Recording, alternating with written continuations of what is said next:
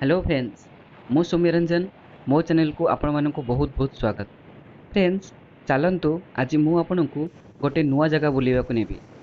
से जगह है धामरार मत्स्य पोताश्रय। ता पूर्व मु आपनकु आउ गोटे कथा कहया चाहूँगी कि ये जो आप लेफ्ट साइड रे देखि पारुछंती समुद्र देखा जाउची। प्रकृति रे एटा समुद्र नुहे, एटा हला दिटा नदी आसी मिसिचंती समुद्र रे। एटा नदीर मुहाण जोटी कि नदी समुद्र रे मिसिची। एठी दीटा नदी अछि, गोटे हला ब्राह्मणी आउ गोटे बैतरणी। एटी बैतरणीर ना चेंज हेई माताई रिभर अछि। तो चलतु आम यही रास्ता रे जिबा। ए रास्ताटी हूँ डीआरडीओ रास्ता। ये रास्ता रे जाई धामरा मत्स्य पोताश्रय को जिबा। वर्तमान आम टर्न नेलु एवं जाऊचु धामरा मत्स्य पोताश्रय देखा। एटा धामरा मार्केट कॉम्प्लेक्स गोटे।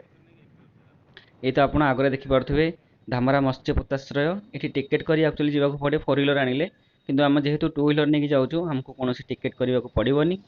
एंटर करगलु आम आगु को बर्तमान जीवु। ये जो राइट साइड रे आप देखुं गोटे वाटर ट्रिटमेंट प्लांट अच्छी जोटा कि समुद्र पानी को ट्रिटमेंट करा पानीय योग्य करा थाए।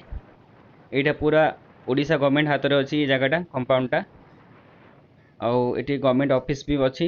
ये आपन जो सामना रे देखुचंती जो पिंक कलर बिल्डिंग टी सेटा है मत्स्य पोताश्रय, जोटा कि स्टोर रूमटा माछ मानकर। ट्रलर रे माछ सब समुद्र रू आसी ए जगह सब स्टोर हुए एवं एठू गाड़ी रे अन्य जगह को सब ओडिशा रो अन्य जगह मान को जाए एवं ओडिशा बाहर मध्य वेस्ट बेंगल को भी सब गाड़ी रे एठी माछ लोड होके जाए। चलतु आउ टिके आगु को जिबा। आपण मानक मु आउ किसी जिंस देखैबी।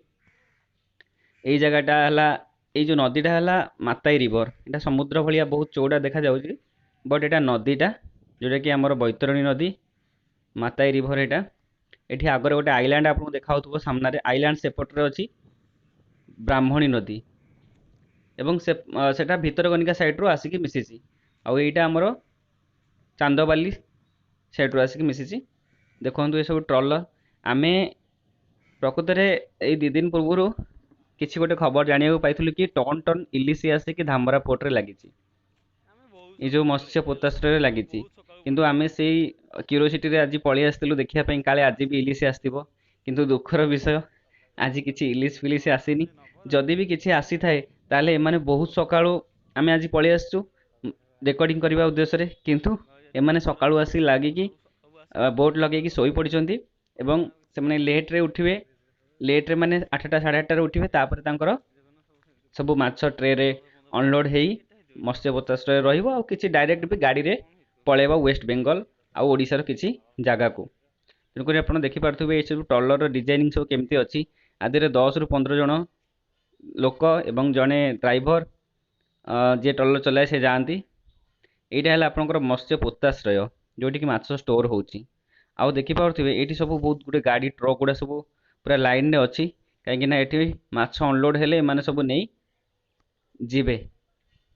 हाँ, आपण को मैं कहूली कि ट्रलर विषय कहूली कि ट्रलर रे 10 ରୁ 15 जन जाती और जड़े ड्राइवर जाए। एवं एम लाइफ बहुत रिस्की थाए। से थे गले कौन हम समुद्र में किसी ठीक न थाए। जेहेतु वर्षा दिन टी अधिक रिस्की थाए, पवन फवन खरा दिन भी थाए और शीत दिन एम सेफ थाए। किंतु एमाने पूरा 15 दिन खाଇବା नहीं कि चाउल जहाँ भी पनीपरिया दरकार किसी मैंने तो प्राय टाइम नॉनभेज ही खाई था, माछ खाई था। एवं एमाने 3 दिन रे 4 दिन थे माने भलसे गाधाती, कहीं भलसे लुणी पानी हेतु गाधे भी पारती ठीक से। जी पानी स्टोर हो जाए से सफिसीयंट न था एम।